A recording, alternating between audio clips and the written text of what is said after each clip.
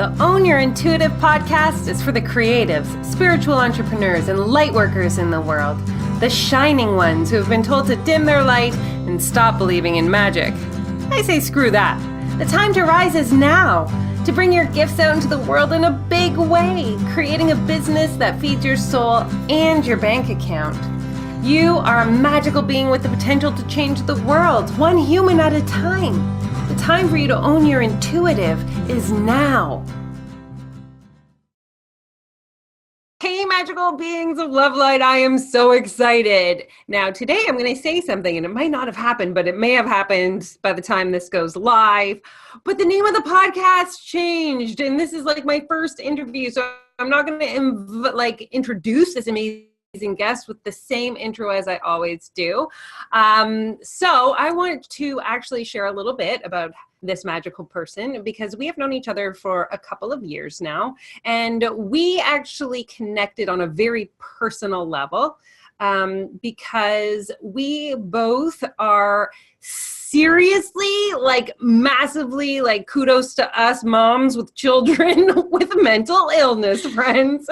And so, we weren't just the case. We were the extreme cases of moms who had children with mental illness. And I can't wait to dive into this information on the Own Your Intuitive podcast with Marsha. I practiced your last name forever, and then I got your first name wrong. Marsha Vanwynsberghe.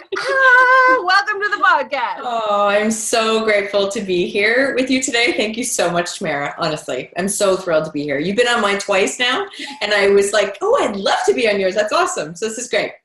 I am so excited to have you here because I know that this story is going to impact a lot of people. I know that there's a lot of listeners that come in who either are affected or have mental illness. And, there's a beautiful space in which we bridge the gap to spirituality with that. However, it doesn't change the effect that it has on us when we're the caregivers of those who are suffering. And so I know that there's so much to talk about and so much to get into, but I always like to start with what is your origin story? Just whatever comes out is what comes out. So who is Marsha? Wow, who is Marsha? It's a great question. Origin story. I think Marsha is somebody who grew up very quick and didn't really necessarily have, I don't want to say I didn't have a childhood because I did have a childhood, but I was always the one in charge, the serious one, the one that, took responsibility for a lot of people. I would say that for sure. And I was driven, very driven, worked hard. School did not come easy for me. So I was always studying. I just remember life was work. Work would be something that I would say. And I went through a lot of things as a young kid that I think I just grew up faster than most kids did, and then probably skipped some of those stages and almost was an adult at a very young age, and then just continued that process. So never afraid to learn. Always loved to put myself into situations to learn and grow. One of those people that many people would say does that keep happening to her? Does that keep this? They're not straightforward, simple things. I don't have simple things that seem to cross my plate. It's easy to fall into the pity party and do those things. And I've done that during my life, but it certainly doesn't get you anywhere. So I've learned to just, what can I do with what I have? And I live by quotes and by mantras, and they keep me grounded. And I remember many years ago, and I still say it now, and I believe it's the Stephen Covey quote, is that we are not a product of our circumstances, we're a product of our decisions. So I always go back to what do I choose to do next? And so that's me. Some people would call me very strong, and that I am, I still have a big heart. It doesn't mean that I don't get affected by life and by challenges, but I like to think of myself as somebody who just keeps persevering, like the little train that just keeps going. I love that. So I want to kind of think back to little you, because you say that you grew up really fast, or that you were kind of mature beyond your years. Was there something that happened that inspired you to grow up that fast, or were you just always that way? I think I was always that way. I shared this story actually in my book, where I spoke about, and I think this is going to be the first podcast that I actually mentioned it on. And of course, it's yours, Tamara. Because you get your claws right in there. So I was 12 years old when I was assaulted, and I was assaulted by a group of boys. And long story short, it was one of those things where if I look at it and go, I don't even know how I found myself in that situation, but I did. And we ended up, after, being blackmailed and a few of these things, I remember at 12 I involved the police. I involved my parents and I involved the police. You have to understand, we lived in an area where there was we didn't even have a stoplight. It was a village. It was just a little area. And so I had to grow up at I felt like I had to grow up at a very fast pace. And that is not a story that I have shared a lot of times. And I found it found its way into my book because a very close family member said, at 1 month before it was being released, she's like, you have to put that in there, because that was where your story started. You learned how to speak up from a young age. And in a small area, I took a massive amount of criticism and, you being your fault. Put in perspective, we're talking the 80s. This is just stuff that was not talked about. And so it was one of those things that I decided that needed to come out and share. And so I shared it in there. And I had a number of friends who read the book and they were like, what the heck? We didn't even know this. Because it's not something, and I don't bury it. I'm not saying I bury it. I just believe it's part of me. And I don't hold on to it. So I believe from there, I just really had to get a little bit of a thicker skin, if that's a way, but it still means I feel, but a thicker skin, and learning to stand up for my voice and learning to stand up for myself from a young age. I just want to first congratulate you and say kudos to you on the fact that you utilized your voice, because I think that that's a very powerful thing. And not in the 80s, not a lot of people would have done that. No. And, in terms of your parents and the police, everybody paid attention to you. They listened to you. Is that how it went? Yes, they did. And they did listen, and there were restraining orders, and there were things that it was an awful time being in an area that you have one school, we have one school to go to. So there was not you could get away from people. And some people were very, very critical that, it's your fault, right? As a young girl. And I think that, my parents did the best that they could with the situation. And I think there's no criticism there.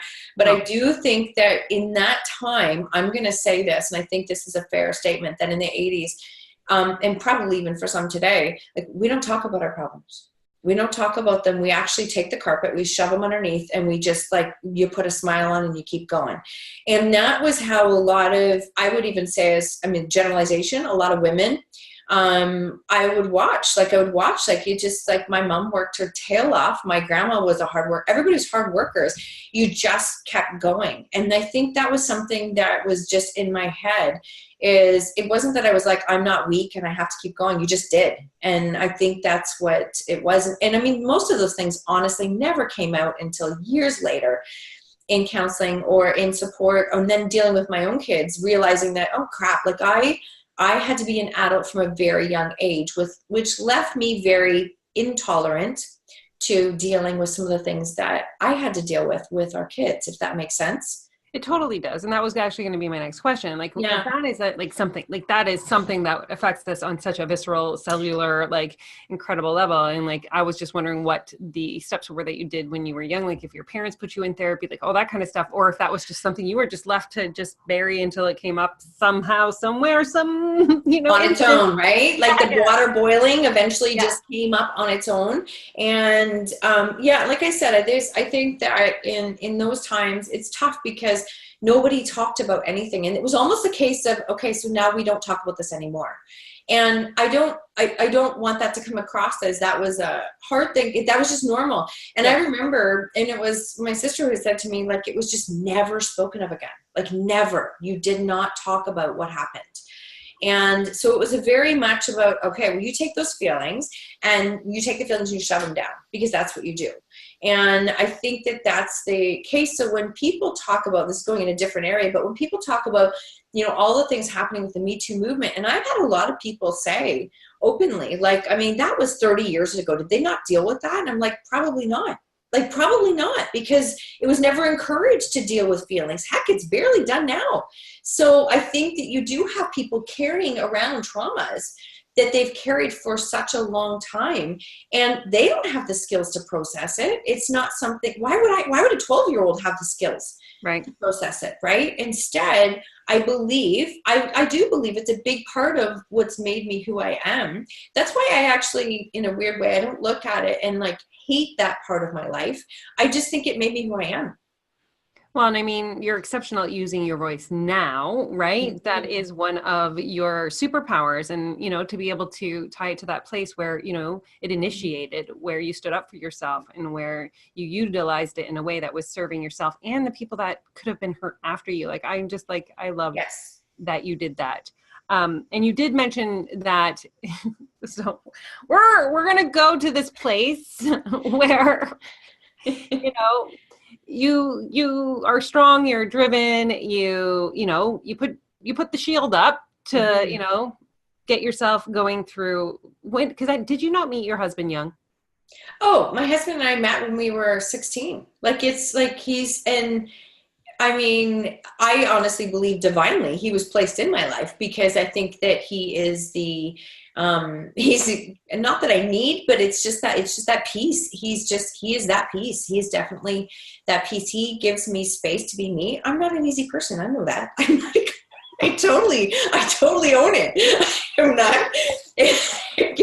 He gives me space to be me, and he's awesome for that. But he's very supportive, and yeah. So I met him very young. So really, like, put in perspective, like from 12 to 16, we met at 16. I didn't know it was that young. And did you guys get, like, was it a friendship, or did you guys just like love each other right away? You know what? It was one of those things that that's another story that probably won't make a podcast, but we were very, sorry, he's going to go, oh my God. We, you know what? We just connected on a level that I don't even know how to explain it. It's just it was just really unique. And we even decided, you make me laugh how this is going. We decided that, when it came time to go to university, we both said, so we were 18, and I said, you figure out where you want to go. I will do what I want to do, and we'll see what happens. Like, that was our actual conversation. There's no sharing where we're going. There's no influencing. You do what's best for you. I will do what's best for me, and we will figure this out if it's meant to be. And that's literally what happened. And so we did our own thing. And I would even go as far as saying right now, to jump ahead, we say that now, that the reason why I believe that we have stayed together through all of what we have gone through is the fact that, I mean, you can't take two broken parts and make a whole. Right. You have to have two parts that take care of themselves first, and then you can make more a complementary whole. And that's something we've always done. Like, we've always had our own things, our own space, and we do a lot of things together, but you have to take care of yourself, which is another lesson and message that I've used throughout my whole life. So then, did you guys go to the same school, or did you? It was the same city. Ironically, we ended up in the same city. He was he went to Laurier, and I went to Waterloo. His first choice was business, and the number one school for business then was Laurier, and mine was kinesiology, and it was Waterloo. And we didn't know until we agreed not to even discuss it until we had handed it in. So it was really funny. We lived in the same city, and then we just stayed connected. That's just it's just how it seemed to work. So yeah, so it's a funny story. But yes, we just celebrated 25 years married, 32 years together. That's it's a lifetime. Impressive beyond all measure in these days, especially for what you guys have been through together, right? Yeah. So you didn't actually solidify the relationship until after you guys were done university, and then moved into getting married? Yep, exactly. And it was exactly. That's exactly it.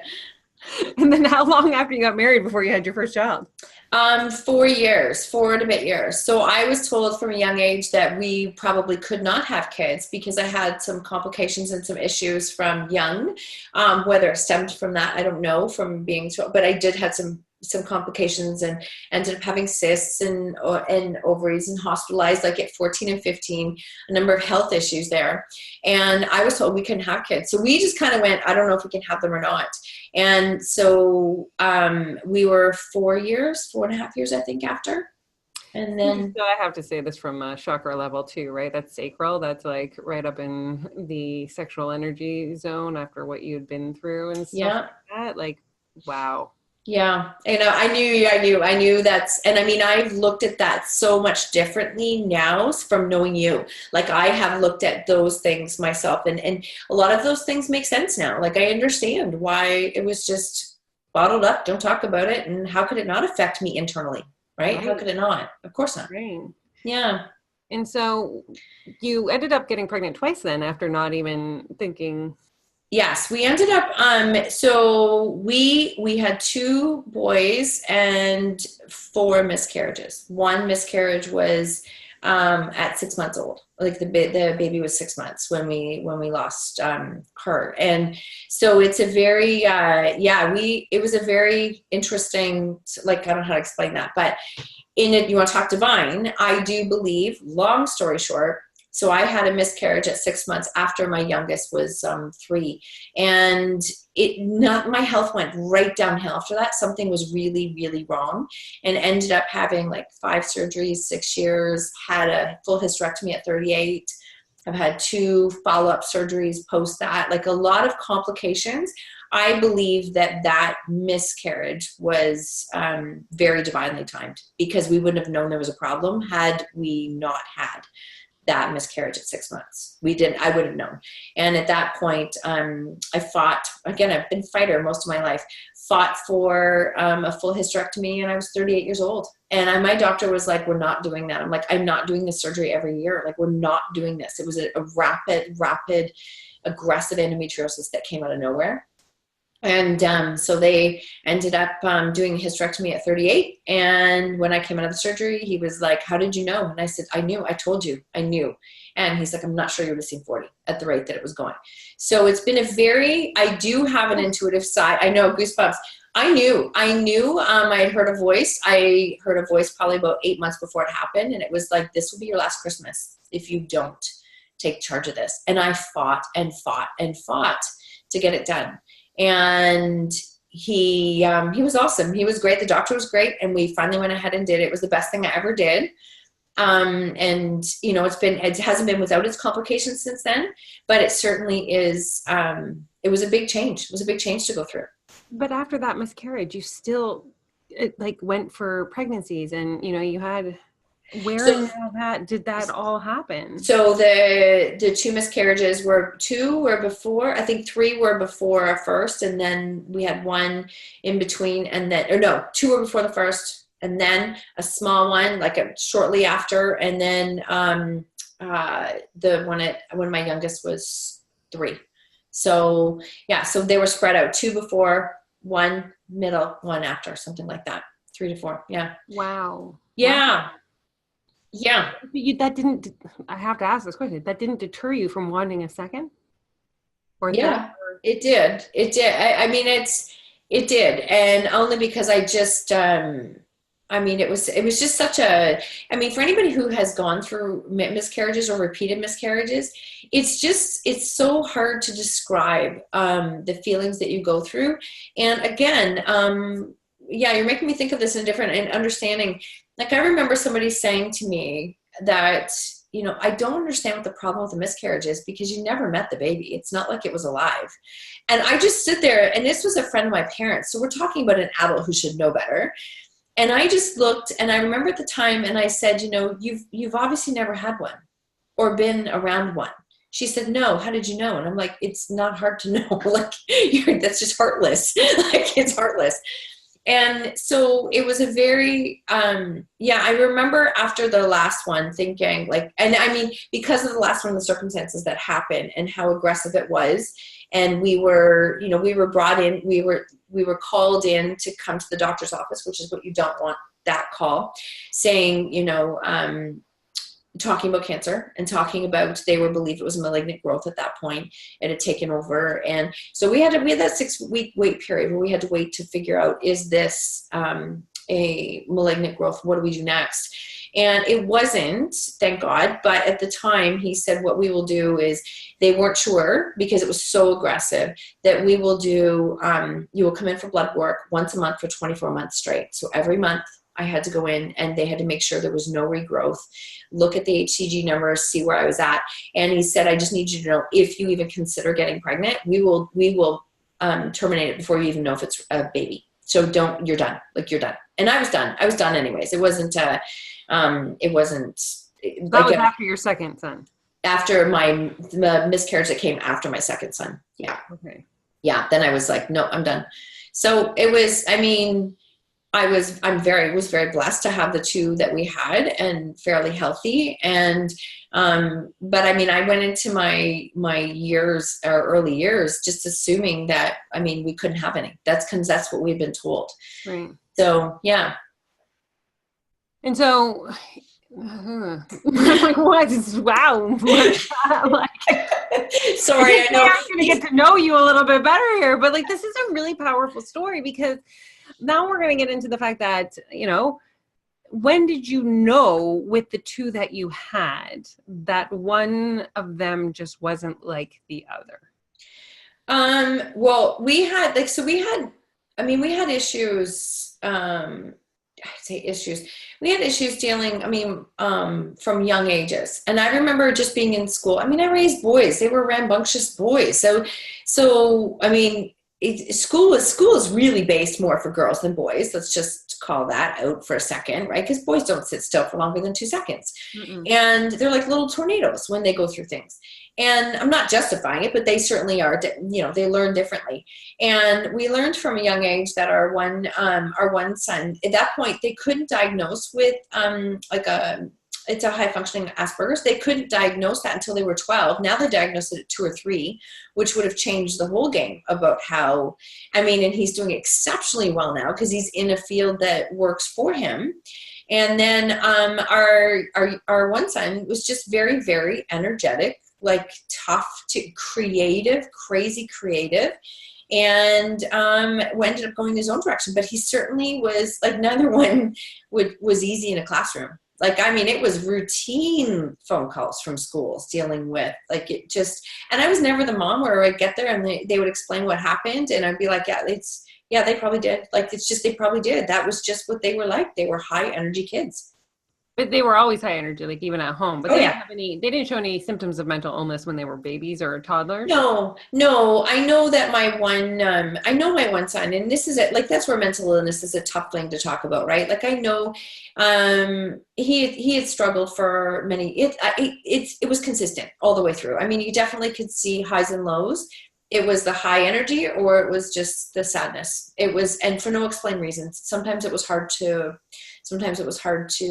know, like, what could prompt it, or what would bring it on. And at that point, again, we're still talking, like, I know this is, 15 years ago, nobody talked about this stuff. Like, it just was not talked about. Right. So how old was your son when he was going through the lows? He would have them low as toddlers. He would have lows as toddler. He would have lows. He would have a hard time sleeping, like just could not sleep at night. Mind racing, brain go, right? Is that, like, just awake for hours and hours and hours, and every night, like, it's just, that's how his brain was working. And very, like I said, very, very creative. They both were very creative. So, we dealt with a lot of, like, they're just, in that point, it's not labels. It was just dealing with just different kids, different personalities. And then we didn't, I think we were, so meshed the stories together after my hysterectomy and my surgery and being sick. So I was probably 2 years post hysterectomy, had another surgery, and it was the first time we found drugs in our house. How old were you, and how old were your kids at that time? I was probably 41. It's going to be 8 years now, 41, and they were 12 and 13. Wow. So they were young. That's like grade 7, 8. 7, 8. Yeah, 7, 8. And so I remember the first time we had, that my husband had told me, I mean, I literally was lying in bed, couldn't move, had been out of the hospital, and my kitchen was full of people who had come over to help me because I couldn't lift, carry, or anything. And I had really just surrendered at that point, said, I'll take any help I can get, because I couldn't function. It was just not. And he sat on the bed and told me, he said, we found pot. I'm like, what do you mean you found pot? Like, I don't understand. They're 12 and 13. What do you mean? And he's like, well, we found this, and this is what we've done. So it was very challenging and a very difficult time, because it just, I would love to say, you know, in that point in time, many people feel it's just a phase, and they're just, you know, they're like, lots of parents feel it's just a phase. They're all going to do it. All I can say for me is that, and for us, is that once it came into our life, it never left. It just didn't go away. It wasn't a phase. It basically escalated. That's all it ever did. And it just kept going up and up and up and up. And it was to the point where it started to affect everything from, you know, whether they were going to school, whether they were coming home, whether it was, you name it. I mean, it's pretty much, when I say it affected and infected every aspect of our life, it did. So let's just talk about this, because there are kids at 12, 13 who smoke pot every day. Yeah. And, you know, that, affects their grades and their schooling and all that kind of stuff. Was that the only issue that was really going on? No, I don't think so. And that's, I mean, I think that for some kids, and I'm not even just saying for mine, but for some kids, I think it's a self-medication, and it's a way to deal with stress. But it's a Band-Aid, right? It's a Band-Aid. And, I mean, I know that's going to spark a topic with a lot of people and thoughts with a lot of people, but it is, it was a way to deal with mood swings. It was a way to deal with energy. It was a way to deal with sleep. It was a way to deal with, you know, stress. It became something. And I mean, I've said for many years, it doesn't matter to me what it is or who it is, because we all know that addictions are everywhere. It's just the fact that if you need something to function to a level every day that it keeps you out of normal functioning society, then it's an issue. Did you guys fight about it? Like, was it a thing? Oh God, awful, awful, awful. Yeah, it was awful.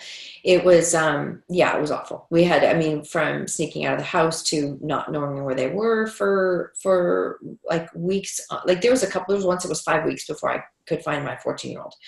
And it was just a case of, like, it's so surreal when I go back and think about that and talk about that time, but it was just, life became about fights. And the times, you know, when you think of normal families, I hate to say normal, but families where it's like the weekend is like the downtime and the recovery time and the rest time.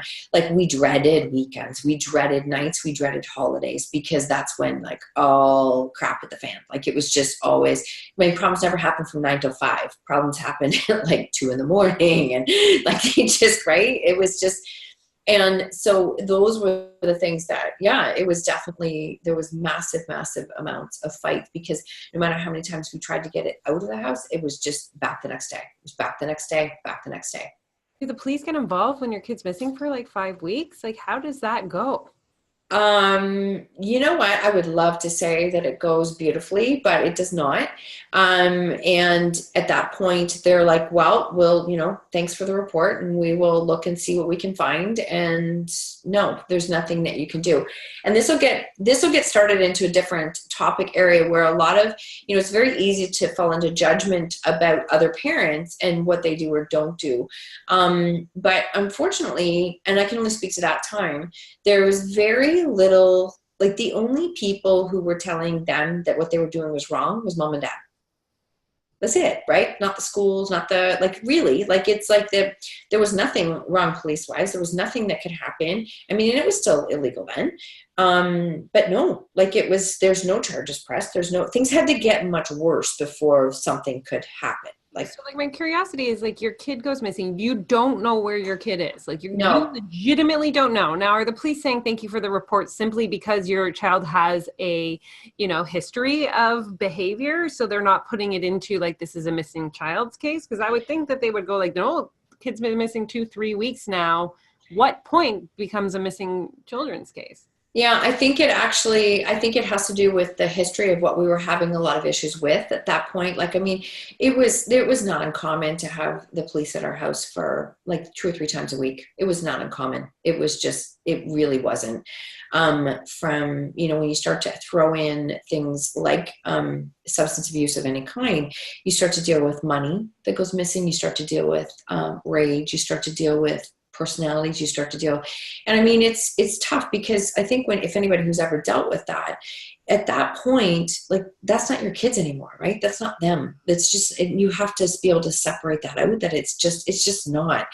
And, I mean, would I go back and change things? Is there things I could do differently? You know what? I'm at a place in my life where I look at it and go, I could change everything and still be right here. Like, it's same spot, because they were based on decisions that weren't mine. And I think that's why I'm so passionate about, like, truly owning the crap out of your own choices, not blaming someone else for where your life is at, because I can't control, like, parents are not here to control, fix, manage, micromanage, make things happen with their kids. And I'm sure that's going to strike a chord. But what, codependency is not the answer? Come on. No. You and I have had many conversations on codependency. And you know what? Until I actually read Melody Beattie and information on codependency, I'm like, I'm not codependent. This is not my fault. It's blah, blah, blah, blah, blah. And all of a sudden I read it, I'm like, oh, crap. Like, I am codependent. And what codependent means is, I mean, even from the standpoint of that, my mood was dependent on what was happening here. What I chose to do was dependent on what chaos was happening here. And I just forgot to live my life. Like, I completely didn't live my life at all, and lost myself in the whole process. And while you're doing that, I mean, work was about faking my life. Like, I was like literally faking my life every day. How are things? Great. Like, smile. Like, just smile. You just keep yourself What were you doing for a profession then? Personal training, one of the worst things in the world to do if you have to fake life because you're with somebody for an hour at a time, right? I don't know. I think because we did the same thing. I think it's the most positive job to have when you have to go home. Like, it is an uplifting energy-wise job to then deplete the bank when you get home. Yes, it was very uplifting, I think, because the volume and the amount that I was doing at that time.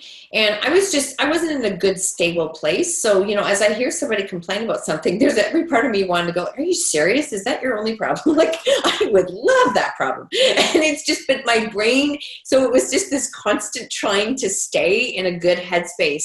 And until I eventually just couldn't fake it anymore. And I finally, the veils had to come off and go, yeah, I'm struggling. Like, I am struggling. Okay, so there's a couple questions here that I have. One is, how did your marriage make it through all that? It was really, really tough. I'm not going to lie. I mean, it was really, really tough. There was once where I actually had to leave, because it just dawned on me at one point that I thought, like, there is just, what universe in the world would I ever sign up for this for? Like, where would I ever sign up for this? This is just like, I just wouldn't.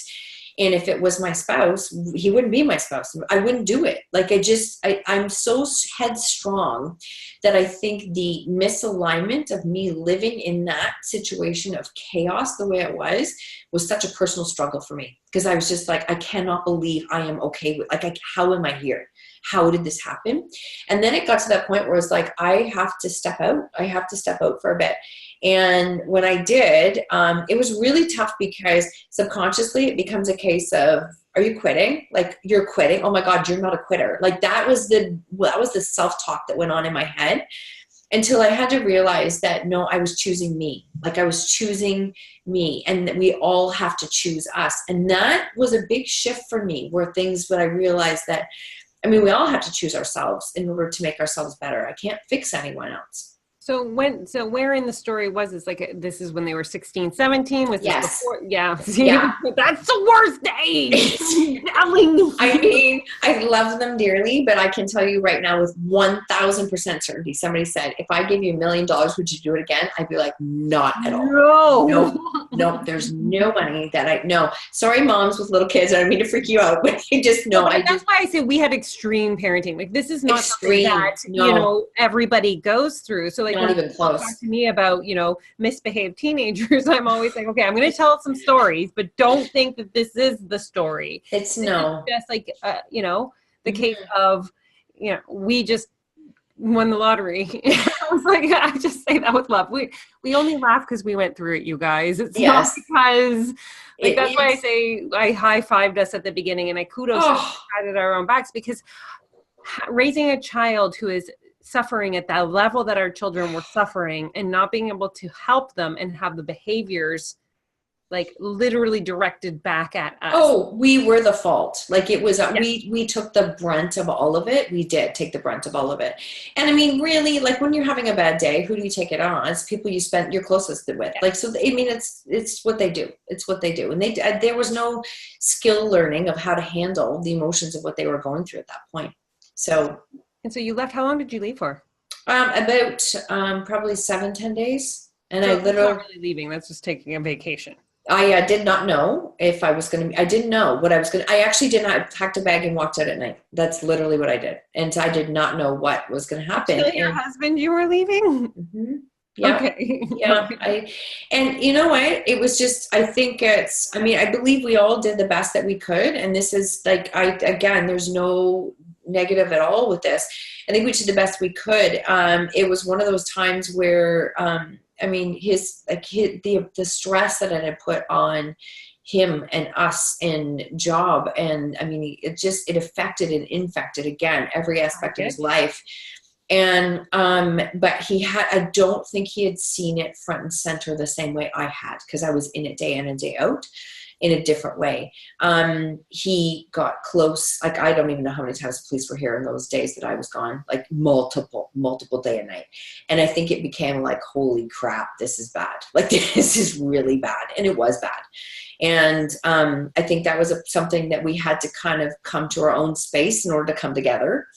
And it still is like, it's a challenge. It's a challenge. And I think this is the thing is that, I mean, again, just like our kids, I mean, I can't force him to ever be on my side and see it as, he's got to process things in his own way. Everyone has to process their things in their own way. And I think that was the thing in the beginning is like, you just wanting that 100% support to understand where we're at. But you know what? I didn't have the answers. We just have to keep trying. You just have to keep trying different things. And sure, I made mistakes and I was wrong in how I did things. I certainly was. Laugh again out of like thinking about my own story. Well, I'm like, wow, just like there is no handbook A. It's not like this is what you do when your child is a high maintenance child. No way. And the survival kicks in. I truly believe our own survival kicks in. Think about from a child from 12 to like 16. Yes. You are solely responsible. There is nowhere for that child to go. There is nothing that you can do except just bow into it and survive what it is that they are like existing, doing, like living through, not sleeping as a mother, not sleeping as a couple, not like, you know what I mean? Like it is survival at that point. 100%. And so my question is like, I know, and for those who are listening, at 16, we told Ethan that he needed to seek help or he could not come home. And my son chose living on the streets. Yeah. And then at 17, we stopped talking. What was it? Did something of that caliber happen with you guys on some level? I would say that to that level, definitely. There was, one of my biggest turning points was when, when you're dealing with this kind of substance abuse, the two things you worry about as a parent are suicide and overdose. Those are the two things you really, and both happen within 4 days of each other. And for us, that was the moment of understanding that both things happened in our own house. See, as a mom, you think your job is to fix, control, and manage. And if they're here, they're safe. That's what you mentally think is that they're here, they're safe. And when both happened here, I remember this moment of going, no, one was in the hospital when one overdosed. No, one was in the hospital 4 days later while one. And I knew. I just knew I was in for, those times when you're in for a challenge, and it's going to be a tough time. And I was starting to feel like, okay, I can be stronger to handle this. I understand, like, what can I do? What can I control? I was starting to do a lot of work on myself. And, you start to feel like, okay, I can manage this. And then all of a sudden it's like universe is like, can you? Good. Because here it is. Like, it's just like, this is what you got. And that's exactly what happened. And so one was in the hospital. My husband came home and he was waiting for me at the front door. And I knew from the look on his face, it was bad. And that's when we found our other son. And so both survived. But that was that 4 days. They were 4 days apart. And that, as horrific as that time was, I can't tell you, that was the most clear I've ever been. It was the most clear that I'd ever been. And I remember going, we're not doing this anymore. We're not doing this anymore. That we're not helping. We're not fixing. It's out of my hands. Like, the whole thing's out of my hands. And that became such a clear moment of, it was so far out of my hands that I had to stop fighting to fix something that I couldn't, and lose myself in the process. Like, because a counselor said to us, and I love that analogy, that most parents stop taking care of themselves even as soon as they have kids. They just do. And he said to me, you have to find a way to become a springboard, because right now you're a big pile of quicksand. If they ever come back to you, you've got nothing. You have nothing. And I was like, okay, but you don't understand. I'm trying to fix this. I'm trying to fix this and this and this. And he goes, no, it's not your job. And, I heard that for years, but it never sunk in until it was like, yeah, it's not my job. It's not my job. So I really started to create those mantras to help me to ground myself.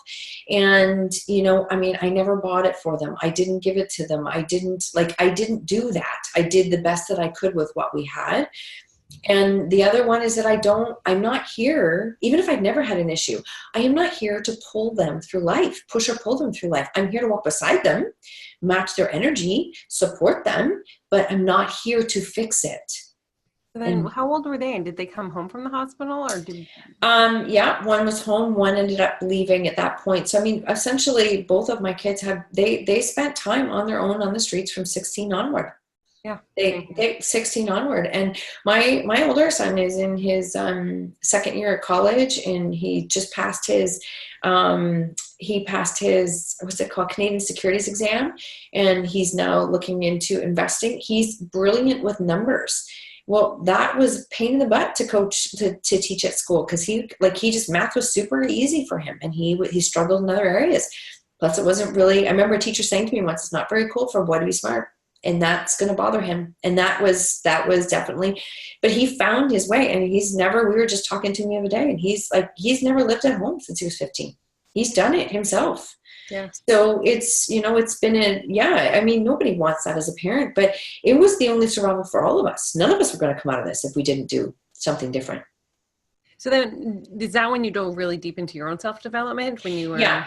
When I started to have space, right? When you're in a toxic relationship, and I call that toxic, that. Yeah. I don't care if it's parent, kid, spouse, it doesn't matter. Toxic is toxic.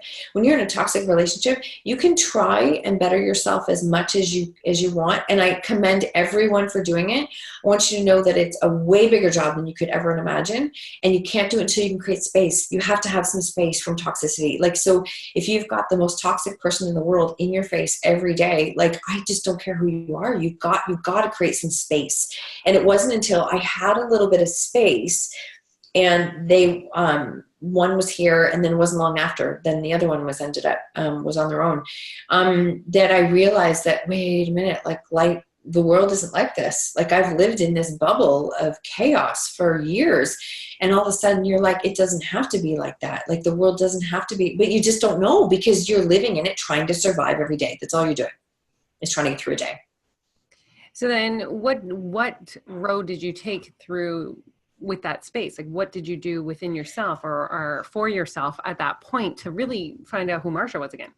Well, and I think that's a great question. I ended up doing a whole bunch of everything to try. Like you, I started meditation only to sleep, because it was the only way I could sleep. I couldn't focus long enough to meditate. I started yoga and met some incredible people with yoga, which yoga was a real challenge to stay in one space mentally. And that was, but it was a blessing. It was an absolute blessing.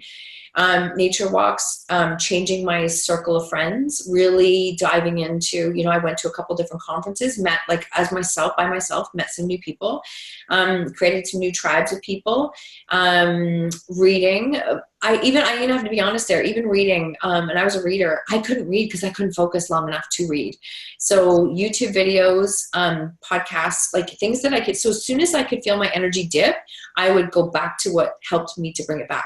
And sometimes like that could be 5 times an hour. That was just, how do I bring it back up? How do I bring the energy back up? And what was bringing the energy down is limiting everything that was bringing it down. I limited my time with that. I just became a case of how do I feel? How do I want to feel? What helps me feel that way? Let's do more of that. And that was literally how life became. So I'm just curious now, what kind of podcasts were you listening to? Like what were the go-to? Like if somebody's listening and they're like, okay, Marsha was doing these things, but I want to know what she was doing because now I'm curious. That's fine. So I did a lot of early stages. Gabby Bernstein had some meditations that she had, and she was my first intro to meditations. And so I did some of hers, and then she had like a few different courses, a Spirit Junkie course that I took. And I didn't have any at that point. Like money had just been a massive headache and sore spot. So I applied for one of her scholarships, and out of the thousands of people, I got picked, and I dove right in and worked through some of the things that were there. And then YouTube videos, Tony Robbins I would listen to because I had to change my state. I just couldn't. And I did have to fake it a little bit in the beginning because I couldn't sustain anything. I would lift my energy up and then it would crash right back down because I was exhausted on a level that I can never explain how exhausted my soul was. It was so, so burnt out. And then Brene Brown became a godsend. She became an absolute godsend, and really helped me to change my thinking and understanding about shame and guilt and blame and how we treat people with those contexts of words and how we treat ourselves. So listening to audiobooks became another thing. And so I've listened to many of Brene's books. I've listened to multiple times. Like Daring Greatly to me is a go-to book on Audible that it just really, really helped me. And I think I remember listening at one point with Brene Brown and thinking, I don't know why it happened to us. And many people say that, like, there's a reason for everything. And I'm like, yeah, you know what? That's when you tell somebody who's going through crap, that's not really comforting, right? Like, it's not. And the reasoning doesn't matter. Again, going back to the Stephen Covey quote, it's like, what could I do with what I had? What could I do? And I believed, like, as we went through all the counseling, we went through like couples counseling, parent counseling, all of these things.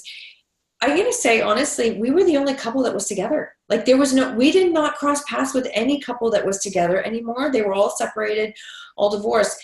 And then I kept thinking is that maybe I was supposed to do something with this because this was both of our kids we were dealing with. Maybe supposed to do something with it.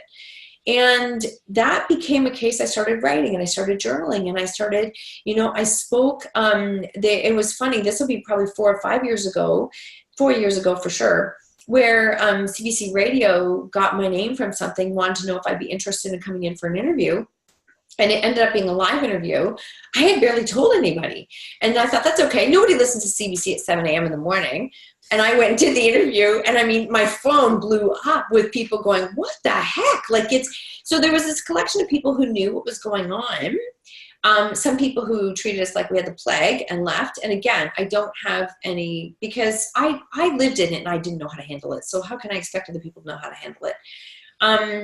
And then there were just this case of I had some people who, clients. So I went to work that day and I remember a client specifically saying, well, this is the second time I've heard your voice today. And I'm like, damn it, you guys listen to CBC Radio? Like everybody listened to it. But you know what? I can tell you honestly, the second it was done and people had found out, I felt this massive weight of like, oh, we're done faking. Like, we're just done faking. And I'm not a faker anyways. I'm a real person. So it was allowing me to kind of come back to myself a little bit more and be real. And that was the start of me starting to talk and share. And I just went on some on Monday stages, went on some, schools, a few places. And then all of a sudden it was like every time I spoke, It was an affirmation again that no, you need to do something with the story. You need to do something with this story. And every single time, I'm sure you know that and you hear it, another mom would come up and go, oh my God, that is my story and I've never told a soul. That was 20 years ago. And so they buried these things over and over, feeling that they were in the fault and they were wrong, and, you know, and the guilt that they carry. I just did a talk last week and this mom said to me, well, how do you make people stop you from feeling guilty? And I said, well, how do they do that? I just love to know, how do they make you feel guilty? And she just looked at me and she goes, well, you know what they say. And I'm like, but guilt is like, it's like a weight. You carry it or you don't. Like you choose it, you're choosing to carry it. And I mean, I get the guilt because I wish I could go back and change things, but I can't. This is the way it is. Yeah. So it's just transpired from there over the last few years, but it certainly started to heal me. I know I started to speak because I had to heal first to do something with it, and then to realize there was a purpose behind it. It doesn't make it right, it doesn't make it better, but it was a purpose. So getting into what you do now, because I swear the story is like, you know, we go through the thing, we do all the self-development, then we realize we have to help other people through the thing so that they can, you know, show up fully as themselves on this earth and that kind of thing. What was your journey through helping? Like, you know what I mean? Where did it start? Where are you now? Like, no, that's a great question. I mean, when it started, I started working with parents who were dealing with substance abuse. And I'm going to be completely transparent here for a second.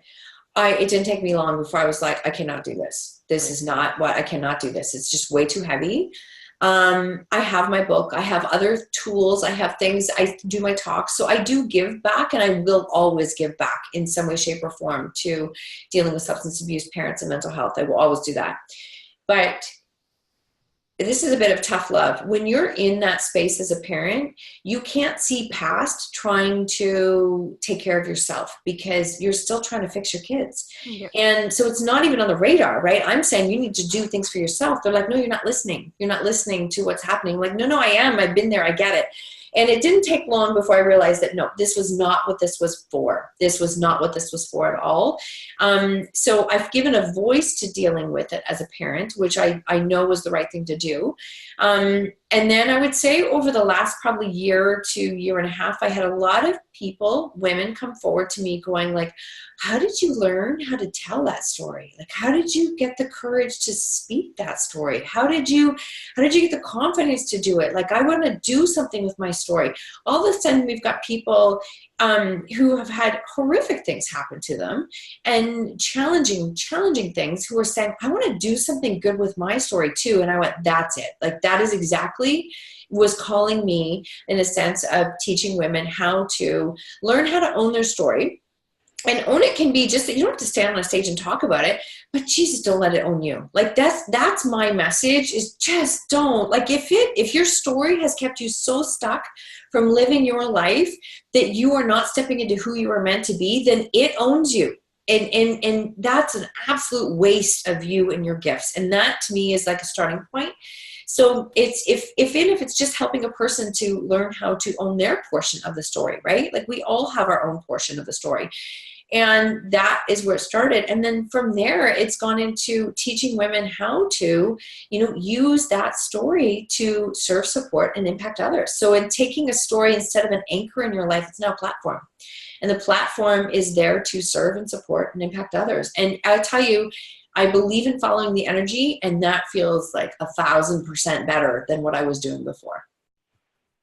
But this is a really important story, and one that I try to really bring to people's attention, is that we start with what we know and then we grow. Like, it's like the clarity comes with movement. You need to reach back with the first person that you can serve. And then as you start to serve with what you know, then it grows into exactly what the universe wants for you. That is absolutely 100% bang on. And I mean, as people have asked me, where did you find your courage? And I'm like, you can't look for it. It's like, your courage is a verb. Like, you have to grow it. You have to get into action. You have to move. Like, you have to move, because if you had the answer standing still, you'd already have the answers. Like, there was no answers. So you have to move. You have to be willing to try something. And at deep down core level, I just had to choose that was not how my life was going to be anymore. And I didn't have the answers. I don't know what the answer. I still don't know what the answers are, but I know what I don't want to feel, and I know what I do want to feel. So I follow that. But yeah, exactly. You have to trial and error and allow yourself to evolve and grow and change, because I mean, I believe the universe will guide you in different ways. And I mean, I think of you so often, Tamara, because you've been so kind of like that light ahead of me of what you're doing, and I love it. And is the fact that, you have to be willing to try and see where it guides you. So after a time, about a year and a half ago, I ran my first event. I literally was at the end of August, and I had this feeling of, I want to run a women's event that's here. I was traveling to all of these things, and I wanted to do something. But you know what? Not the fluff stuff. Like, let's get real and do stuff. And I threw it together in less than 2 months, and now we're approaching onto our 4th one. And I love it in doing it, but I just trusted that that's what I was supposed to be doing. And as time evolved and as time grew, I realized that, these women are asking me, how do I share this story? And I'm like, yeah, crap, this is what I think it's supposed to be. At least for now, it might evolve into something different. Oh, you said one of my favorite words in the entire vocabulary. Yes. Do you know which word it was? I talk so fast, I have no idea but no, because mine's going to be, universe, choice, man. What did I say? Trust. It's hard to trust. I do understand it took me a long time to trust. It's funny, because I will even say that there was a point in time where I used to, again, talk to myself in mantras to calm my head down. It's like, you are here for a reason, Marsha. Like, you have the tools to do something with this. You have the tools to manage it. It doesn't make it pretty, but you have the tools to manage it. And I think this is the thing I want people to know, is that I had to change first, and me changing didn't change my situation. Sadly, it did not. It didn't change it at all, but it changed how I handled my situation. And that changed everything. That's really what is so important. You also, and this is where the, owning your intuitive is all about too. You listen to your inner voice. You listen to that guidance. You didn't, see the resistance and run away. You were leaned into whatever it is that was brought to you. Yeah, this is what you can do. This is how you're going to do it. Like, all that kind of stuff. Yes. Lean right into it, and then just listen and listen. But you know what? This too, is that we don't know how to listen to our intuition, because we stopped doing it a long time ago. I mean, I knew, when I look back, I knew that I didn't have any control, but I didn't want to listen to that, because that meant that I was going to possibly lose my kids. So I couldn't intuitively listen. Plus, I didn't trust myself, because as a mom, right? What's your job is to fix, control, manage everything. Give this plan for what your life is going to look like, and nothing was going according to my plan. So I must have done something wrong. So what did I know? That's what my brain was doing for the longest time, was I must have done something wrong. What could I possibly know? And so why would I listen intuitively to myself when I felt I was wrong right down to the core level? So it's really starting to trust. And for some people, they're like, well, how do you build your intuition? I would just say, honestly, follow energy. What feels good? Like, if it feels good, listen to it and say, follow that. This does not feel good. Listen to that and follow that. I'd be around people, and there were some people who were absolutely downright nasty. And they would say something, I'm like, don't need to be here. Turn around and walk out. Like, I don't feed it. That's right? what I love about you, Marsha, is like, you're just like, whatever. Don't need it. You said stubborn or headstrong at one point, right? Like, I love that about you. But I also am going to call to something that you actually said. You needed to create space for yourself. And I will call that into intuition as well. You need to create the space within yourself to hear that intuition again. Yes, you do. You absolutely do. That space, you have to create it. No one's going to give it to you. No one is going to give it. Oh my God. No one is going to give it to you at all. But once you get a taste of it, you go, oh wait, that I remember that feeling. Like, we have intuition. All of us do. Yes.